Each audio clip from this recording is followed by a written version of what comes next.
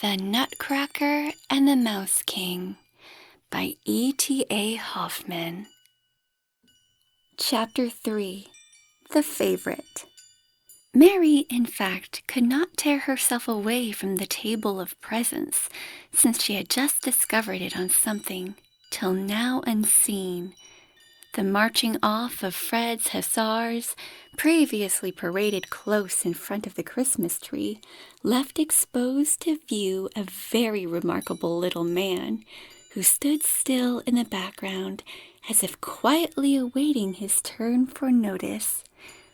His figure, indeed, was not much to be proud of, for, besides that his rather long, thick body by no means fitted his small, thin legs, his head also seemed far too big. His nice clothes, however, which bespoke a person of taste and cultivation, went far to make up for this deformity. He wore a very fine, shiny, violet hussar jacket, with many white buttons and braidings, pantaloons of the same stuff, and the most elegant boots that ever adorned the feet of a dandy undergraduate, aye, or of an officer. They fitted his neat little legs as closely as if painted on them. Ridiculous it was, indeed, that, with this costume, he had hanging behind him a short, clumsy cloak or hood, which looked exactly like wood, and a queer woodsman's cap on his head. But Mary bethought herself that Godfather Drosselmeyer also sometimes wore a very ugly lounging jacket and a dreadful cap. Yet was a dear good godfather all that. Also, she considered that their godfather would not be nearly so good-looking as a small figure, even if, in other respects, he were dressed out as smartly. As Mary kept looking harder and harder at this mannequin, who had quite taken her heart at first sight, she came to perceive what a kindly nature was expressed on his countenance. His clear, green, and certainly too prominent eyes bespoke nothing but friendliness and benevolence. It suited his looks well that his chin bore a well-trimmed beard of white cotton, which set off the pleasant smile in his bright red mouth. "Ah, Papa," cried Mary at length, "who is to have this dearest little man on the Christmas tree?" "That," said her father, "that fellow, my dear child, is to make himself useful to you all.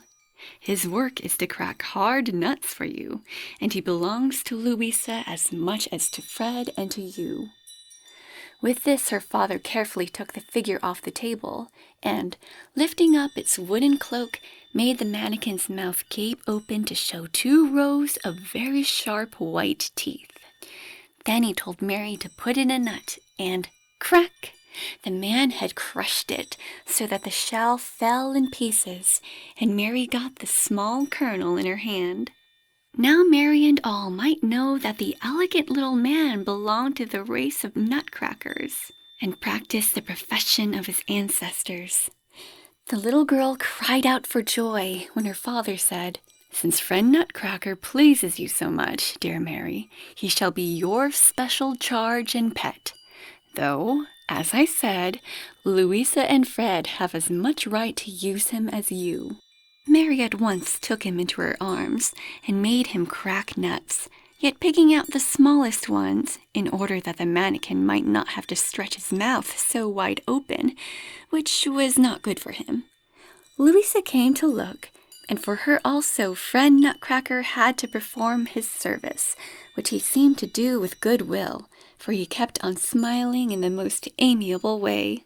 Meanwhile, Fred had grown so tired of all his riding and drilling, so, when he heard such a pleasant cracking of nuts, he ran to his sisters and laughed heartily at the funny little man, who, as Fred also liked to eat nuts, passed from hand to hand, and was never allowed to stop opening and shutting his mouth. Fred always kept shoving in the biggest and the hardest nuts, but all of a sudden there was a crack, crick! Then 3 teeth fell out of Nutcracker's mouth, and his underjaw went loose and wobbly. "Oh, my poor dear Nutcracker!" cried Mary, snatching him out of Fred's hands. "What a silly, stupid fellow!" exclaimed Fred. "Sets up for being a nutcracker and hasn't a good set of grinders. He doesn't seem to be very first-rate at his business. Hand him over, Mary. He shall go on cracking nuts for me, even though he loses all his teeth and his whole chin into the bargain, which is what a good-for-nothing deserves." "No, no," cried Mary in tears. "You are not to have him, my dear Nutcracker. Just see how sadly he looks at me and shows his sore little mouth. But you are a cruel boy. You beat your horse and have your soldiers shot." "That's what should be. You don't understand these things," answered Fred. "But the Nutcracker belongs to me as much as to you. Hand him over here."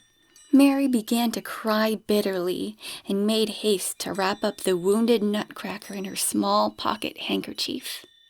Her parents and Godfather Drosselmeyer interfered. The latter, to Mary's grief, took Fred's part, but her father said, "I have put Nutcracker under Mary's protection, and since, as I see, he now needs it, she has full power over him, and nobody is to say a word against her. Besides, I am very much surprised at Fred that he should require fresh duty of a man injured on service.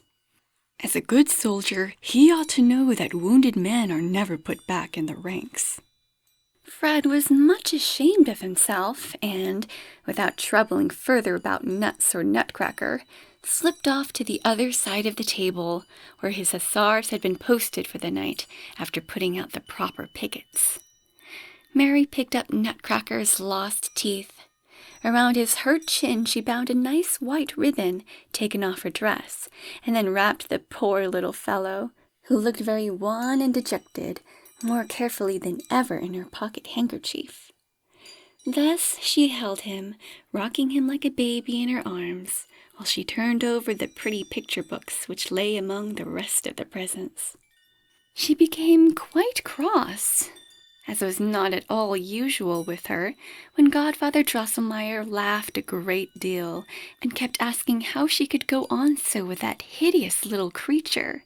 The strange resemblance to Drosselmeyer which had struck her at first, setting eyes on the mannequin, came again into her mind, and she spoke quite seriously. "Who knows, Godfather, whether you, if you were able to make yourself as fine as my dear Nutcracker, and had as nice shiny boots on, who knows whether you would look as pretty as he does?"